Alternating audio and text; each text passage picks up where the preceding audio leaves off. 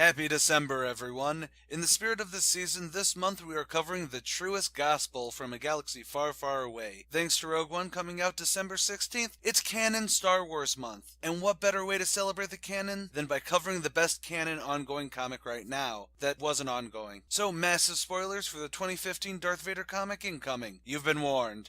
On with the show! Book 4, End of Games, Part 1.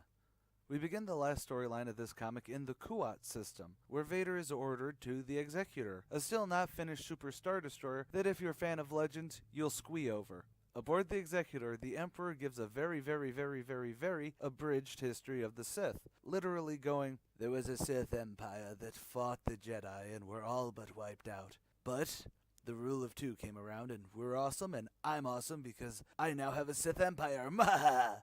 And then gives Vader a surprisingly not bad pep talk about how he needed Silo to overplay his hand because of how deep he was in Tarkin's initiative. We also learn that Silo helped remake Vader after the Mustafar incident. Basically, all of this is just to say that Vader is the apprentice that Palpatine wanted. Though Vader knows that the whole speechifying is just smoke up his mechanical butt, however, he does want to find Silo and eliminate him. With that meeting done, Vader then hops into his TIE fighter and goes to Anthem 13 to meet Inspector Thanoth. Vader tries to intimidate the location of Aphra out of him, but Thanoth is not having any of it. He actually wants Vader to succeed in getting Luke and replacing the Emperor, because as Thanoth points out, the Emperor is not looking for an eternal empire, but one that suits his needs. But to truly tug at my heartstrings, Thanoth tells him where Aphra is, ready to die. Thanoth says that it's been a pleasure working with Anakin, and Vader strikes him down. Vader sends BT and Trip Zero to collect Aphra and bring her to the Executor. While they do that, Vader is going to collect Silo.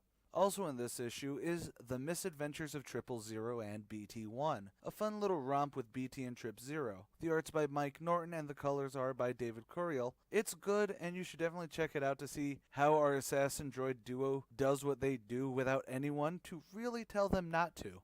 As for the whole issue, there's two major points to make. The first is that the Emperor flips the script about not being a total douche nozzle, trying to say that he now feels that Vader was the ultimate apprentice and the best, even though we've seen so many times before that the Emperor has basically done anything to keep their relationship abusive. So Vader really does act as the audience surrogate with his, "I know you're lying, but whatevs." It's notable because it's great to see Palpatine backtracking because he himself screwed up with his faith in Silo and his abominations. Also, in that whole scene he gives us a vague canon history of the Sith, basically about the Sith Empire and why the rule of two is in place, culminating in him recreating a Sith-led empire, but not a solely Sith empire. While it's not some uber bombshell for the canon, it's a good nod to Darth Bane, who is canon, at least to some extent, from the Clone Wars TV show, and nodding to the Old Republic. But I could just be overly happy about that. Hopefully the new Darth Maul comic does more on the history and backstory of the canon Sith. Anywho, the second big thing is Inspector Thanoth, probably the most awesome character introduced in this series, giving his life because he sees Vader's cause as one that will lead to an eternal empire and something positive. Well, as positive as an empire can be. On one hand, I'm annoyed because I wanted Thanoth to be a character to exist forever since he's so awesome. But on the other hand, it's not out of character as it was very prevalent in his characterization before that he was pro-Empire. However, that doesn't mean I'll be happy now that his story has ended. However, it was really cool to see him call Vader Anakin before he was killed, sort of piecing everything together, which again, works for the character. So, great setup, and come back tomorrow as Vader begins his hunt for Silo.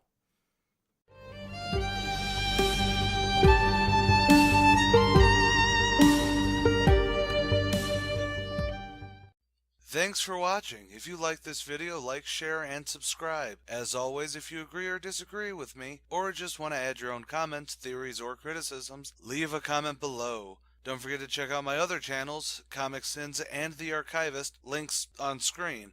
I also want to give a huge shout out to Star Wars Explained and Star Wars Theory. I may be talking about my views on Darth Vader comics this month, but both of these channels have been spectacular when dealing with the whole of Star Wars, both canon and legends. Links also on screen. And finally, my credits song is lifted from Taylor Davis's epic Star Wars medley. Check out her channel where she plays some epic violin. And as always, stay golden, Inklings.